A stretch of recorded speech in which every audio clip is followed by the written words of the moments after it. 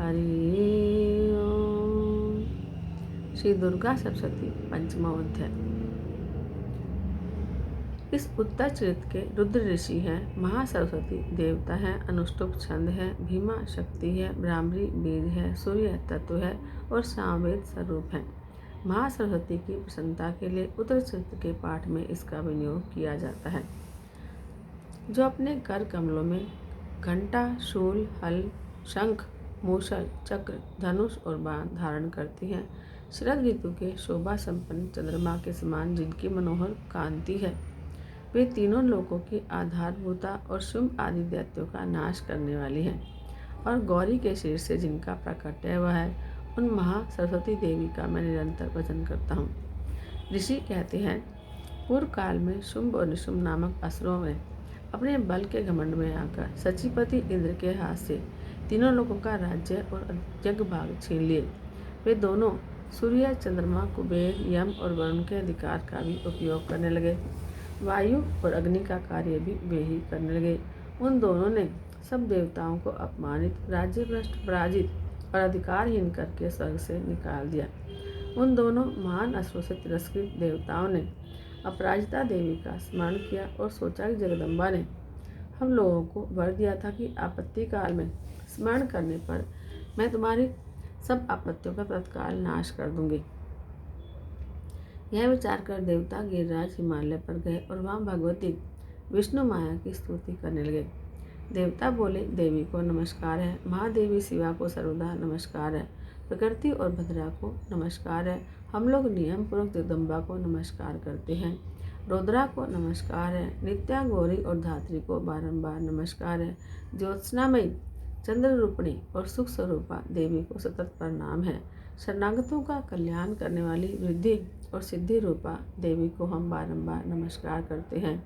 नैऋत्री, राजाओं की लक्ष्मी और सर्वाणी स्वरूपा आप जगदम्बा को बार बार नमस्कार है। दुर्गा, दुर्गपारा, सारा, सर्वकारिणी, ख्याति, कृष्णा और धूम्रा देवी को सर्वदा नमस्कार है।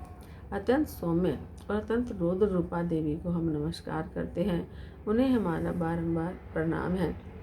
जगत की आधारभूता प्रीति देवी को बारंबार नमस्कार है। जो देवी सब प्राणियों में विष्णु माया के नाम से कही जाती है, उनको नमस्कार, उनको नमस्कार, उनको बारंबार नमस्कार है। जो देवी सब प्राणियों में चेतना कहलाती है, उनको नमस्कार, उनको नमस्कार, उनको बारंबार नमस्कार है। जो देवी सब प्राणियों में बुद्धि रूप से स्थित है, उनको नमस्कार, उनको नमस्कार, उनको बारंबार नमस्कार है। जो देवी सब प्राणियों में निद्रा रूप से स्थित है, उनको नमस्कार, उनको नमस्कार, उनको बारंबार नमस्कार है। जो देवी सब प्राणियों में सुधा रूप से स्थित है, उनको नमस्कार, उनको नमस्कार, उनको बारंबार नमस्कार है। जो देवी सब प्राणियों में छाया रूप से स्थित है, उनको नमस्कार, उनको नमस्कार, उनको बारंबार नमस्कार है। जो देवी सब प्राणियों में शक्ति रूप से स्थित है, उनको नमस्कार, उनको नमस्कार, उनको बारंबार नमस्कार है। जो सब प्राणियों में तृष्णा रूप से स्थित है, उनको नमस्कार, उनको नमस्कार, उनको बारंबार नमस्कार है। जो देवी सब प्राणियों में क्षमा रूप से स्थित है, उनको नमस्कार, उनको नमस्कार, उनको बारंबार नमस्कार है। जो देवी सब प्राणियों में जाति रूप से स्थित है, उनको नमस्कार, उनको नमस्कार, उनको बारंबार नमस्कार है। जो देवी सब प्राणियों में लज्जा रूप से स्थित है, उनको नमस्कार, उनको नमस्कार, उनको बारंबार नमस्कार है। जो देवी सब प्राणियों में शांति रूप से स्थित है, उनको नमस्कार, उनको नमस्कार, उनको बारंबार नमस्कार है। जो देवी सब प्राणियों में श्रद्धा रूप से स्थित है, उनको नमस्कार, उनको नमस्कार, उनको बारंबार नमस्कार है। जो देवी सब प्राणियों में कांति रूप से स्थित है, उनको नमस्कार, उनको नमस्कार, उनको बारंबार नमस्कार है। जो देवी सब प्राणियों में लक्ष्मी रूप से स्थित है, उनको नमस्कार, उनको नमस्कार, उनको बारंबार नमस्कार है। जो देवी सब प्राणियों में वृत्ति रूप से स्थित है, उनको नमस्कार, उनको नमस्कार, उनको बारंबार नमस्कार है। जो देवी सब प्राणियों में लक्ष्मी रूप से स्थित है, उनको नमस्कार, उनको नमस्कार, उनको बारंबार नमस्कार है। जो देवी सब प्राणियों में स्मृति रूप से स्थित है, उनको नमस्कार, उनको नमस्कार, उनको बारंबार नमस्कार है। जो देवी सब प्राणियों में दया रूप से स्थित है, उनको नमस्कार, उनको नमस्कार, उनको बारंबार नमस्कार है। जो देवी सब प्राणियों में तुष्टि रूप से स्थित है, उनको नमस्कार, उनको नमस्कार, उनको बारंबार नमस्कार है। जो देवी सब प्राणियों में माता रूप से स्थित है, उनको नमस्कार, उनको नमस्कार, उनको बारंबार नमस्कार है। जो देवी सब प्राणी में भ्रांति रूप से स्थित है, उनको नमस्कार, उनको नमस्कार, उनको बारंबार नमस्कार है। जो जीवों के इंद्रिय वर्ग की अधिष्ठात्री देवी और सब प्राण में सदा व्याप्त रहने वाली है, उन व्याप्ति देवी को बारंबार नमस्कार है। जो देवी चैतन्य रूप से इस संपूर्ण जगत को व्याप्त करके स्थित है, उनको नमस्कार, उनको नमस्कार, उनको बारंबार नमस्कार है। पूर्व काल में अपने अभीष्ट की प्राप्ति होने से देवताओं ने जिनकी स्तुति की और देवराज इंद्र ने बहुत दिनों तक जिनका सेवन किया, वह कल्याण की साधन भूता ईश्वरी हमारा कल्याण और मंगल करे और सारी आपत्तियों का नाश कर दे। उद्दंड दैत्यों के सताए हुए हम सभी देवता जिन परमेश्वरी को इस समय नमस्कार करते हैं और जो भक्ति से विनम्र पुरुषों द्वारा स्मरण की जाने पर तत्काल ही संपूर्ण विपत्तियों का नाश कर देती है, वे जगदम्बा हमारा संकट दूर करे। ऋषि कहते हैं, राजन, इस प्रकार जब देवता स्तुति कर रहे थे, उस समय पार्वती देवी गंगा जी के जल में स्नान करने के लिए वहां आई। उन सुंदर भुवों वाली भगवती ने देवताओं से पूछा, आप लोग यहाँ किसकी स्तुति करते हैं? तब उन्हीं के शरीर कोश से प्रकट हुई शिवा देवी बोली, शुंभ दैत्य से तिरस्कृत और युद्ध में निशुंभ से पराजित हो यहाँ एकत्रित हुए समस्त देवता मेरी ही स्तुति कर रहे हैं। पार्वती के शरीर कोश से अंबिका का प्रादुर्भाव हुआ, इसलिए वे समस्त लोकों में कोशिकी नाम से जानी जाती हैं। कोशिकी के प्रकट होने के बाद पार्वती देवी का शरीर काले रंग का हो गया, अतः वे हिमालय पर रहने वाली कालिका देवी के नाम से विख्यात हुई। फिर शुंभ निशुंभ के भृत्य चंडमूढ़ वहाँ आए और उन्होंने परम मनोहर रूप धारण करने वाली अंबिका देवी को देखा। फिर वे शुंभ के पास जाकर बोले, महाराज, एक अत्यंत मनोहर स्त्री है जो अपनी दिव्य कांति से हिमालय को प्रकाशित कर रही है। वैसा उत्तम रूप कहीं किसी ने भी नहीं देखा होगा। असुरेश्वर, यह पता लगाइए कि वह देवी कौन है और उसे ले लीजिए। स्त्रियों में तो वह रत्न है, उसका प्रत्येक अंग बहुत ही सुंदर है और वह अपने श्रीअंगों की प्रभा से संपूर्ण दिशाओं में प्रकाश फैला रही है।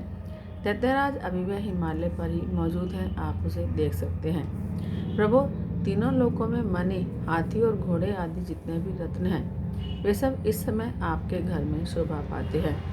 हाथियों में रत्नभूत ऐरावत, यह पारिजात का वृक्ष और उच्च सेवा घोड़ा, यह सब आपने इंद्र से ले लिया है। हंसों से जुता हुआ यह विमान भी आपके आंगन में शोभा पाता है। यह रत्नभूत अद्भुत विमान जो पहले ब्रह्मा जी के पास था, अब आपके यहाँ लाया गया है। यह महापद्म नामक निधि आप कुबेर से छीन लाए हैं। समुद्र ने भी आपको किंजलकिनी नाम की माला भेंट की है, जो केशरों से सुशोभित है और जिसके कमल कभी कुम्हलाते नहीं हैं। स्वर्ण की वर्षा करने वाला वरुण का छत्र भी आपके घर में शोभा पाता है और यह श्रेष्ठ रथ जो पहले प्रजापति के अधिकार में था, वह आपके पास मौजूद है। दैत्येश्वर, मृत्यु की उत्कांतिदा नाम वाली शक्ति भी आपने छीन ली है और वरुण का पाश और समुद्र में होने वाले सब प्रकार के रत्न आपके भाई निशुंभ के अधिकार में है। अग्नि ने भी स्वतः शुद्ध किए हुए 2 वस्त्र आपकी सेवा में समर्पित किए हैं। दैत्यराज, इस प्रकार सभी रत्न आपने एकत्र कर लिए हैं। फिर जो यह स्त्रियों में रत्न रूप कल्याणमयी देवी है, उसे आप क्यों नहीं अपने अधिकार में कर लेते? ऋषि कहते हैं, चंडमूढ़ का यह वचन सुनकर शुंभ ने माँ दैत्य सुग्रीव को दूत बनाकर देवी के पास भेजा और कहा कि तुम मेरी आज्ञा से उसके सामने ये सब बातें कहना और ऐसा उपाय करना जिससे प्रसन्न होकर वह शीघ्र ही यहाँ आ जाए। वह दूत पर्वत के अत्यंत रमणीय क्षेत्र में जहाँ देवी मौजूद थी वहाँ पर गया और मधुर वाणी से कोमल स्वर में बोला। दूत बोला, देवी, दैत्यराज शुंभ इस समय तीनों लोकों के परमेश्वर हैं। मैं उन्हीं का भेजा हुआ दूत हूँ और यहाँ तुम्हारे ही पास आया हूँ। उनकी आज्ञा सदा सब देवता एक स्वर से मानते हैं, कोई उसका उल्लंघन नहीं कर सकता। वे संपूर्ण देवताओं को परास्त कर चुके हैं। उन्होंने तुम्हारे लिए जो संदेश दिया है उसे सुनो। संपूर्ण त्रिलोकी मेरे अधिकार में है, देवता भी मेरी आज्ञा के अधीन चलते हैं। संपूर्ण यज्ञों के भागों को मैं ही पृथक पृथक भोगता हूँ। तीनों लोकों में जितने श्रेष्ठ रत्न हैं वे सब मेरे अधिकार में हैं। देवराज इंद्र का वाहन ऐरावत जो हाथियों में रत्न के समान है मैंने छीन लिया है। क्षीर सागर का मंथन करने से जो अश्व रत्न उच्चैश्रवा प्रकट हुआ था उसे देवताओं ने मेरे पैरों में पड़कर समर्पित किया है। सुंदरी, इनके सिवा और भी जितने रत्नभूत पदार्थ देवताओं, गंधर्वों और नागों के पास थे वे सब मेरे ही पास आ गए हैं। देवी, हम लोग तुम्हें संसार की स्त्रियों में रत्न मानते हैं, अतः तुम हमारे पास आ जाओ, क्योंकि रत्नों का उपभोग करने वाले हम ही हैं। चंचल कटाक्षों वाली सुंदरी, तुम मेरी या मेरे भाई निशुंभ की सेवा में आ जाओ। वह बड़ा महापराक्रमी है, क्योंकि तुम रत्न स्वरूपा हो। मेरा वर्ण करने से तुम्हें तुलना रहित महान ऐश्वर्य की प्राप्ति होगी। अपनी बुद्धि से यह विचार कर तुम मेरी पत्नी बन जाओ। ऋषि कहते हैं, दूत के यूं कहने पर कल्याणमयी भगवती दुर्गा देवी जो इस जगत को धारण करती है मन ही मन गंभीर भाव से मुस्कुराई और इस प्रकार बोली। देवी ने कहा कि दूत, तुमने सच्ची बात कही है, इसमें तनिक भी मिथ्या नहीं है। शुंभ तीनों लोकों का स्वामी है और निशुंभ भी उसी के समान पराक्रमी है, किंतु इस विषय में मैंने जो प्रतिज्ञा कर ली है उसे मिथ्या कैसे करूं? मैंने अपनी अल्प बुद्धि के कारण पहले से जो प्रतिज्ञा कर रखी है उसे सुनो। जो मुझे संग्राम में जीत लेगा और जो मेरे अभिमान को चूर्ण कर देगा और जो संसार में मेरे समान बलवान होगा वही मेरा स्वामी होगा। इसलिए शुंभ अथवा महादैत्य निशुंभ स्वयं ही यहाँ पर पधारे, मुझे जीत कर शीघ्र ही मेरा पानी ग्रहण कर लें। इसमें विलंब की क्या आवश्यकता है? दूत बोला, देवी तुम घमंड में भरी हो, मेरे सामने ऐसी बातें मत करो। तीनों लोकों में कौन सा पुरुष है जो निशुंभ के सामने खड़ा रह सके? देवी, अन्य दैत्यों के सामने भी सारे देवता युद्ध में नहीं ठहर सकते, फिर तुम अकेली स्त्री होकर कैसे ठहर सकती हो? जिन शुंभ आदि दैत्य के सामने इंद्र आदि सब देवता भी युद्ध में खड़े नहीं हुए, उनके सामने तुम स्त्री होकर कैसे जाओगी? इसलिए तुम मेरे ही कहने से शुंभ निशुंभ के पास चली चलो, तब तुम्हें अपनी प्रतिष्ठा खोकर जाना पड़ेगा। जब तुम्हारी वे केस घसीटेंगे। तो देवी ने कहा कि तुम्हारा कहना ठीक है। शुंभ बलवान है और निशुंभ भी बड़े पराक्रमी हैं, किंतु मैं क्या करूं? मैंने बिना सोचे समझे प्रतिज्ञा कर ली है, अतः तुम जाओ और मैंने तुमसे जो कुछ कहा है वह सब दैत्यराज से आदरपूर्वक कहना, फिर वे जो उचित जान पड़े सो करें। इस प्रकार श्री मार्कंडेय पुराण में सावर्णिक मनवंतर की कथा के अंतर्गत देवी महात्म्य में देवी दूत नामक 5वां अध्याय संपूर्ण हुआ। हरि ओम।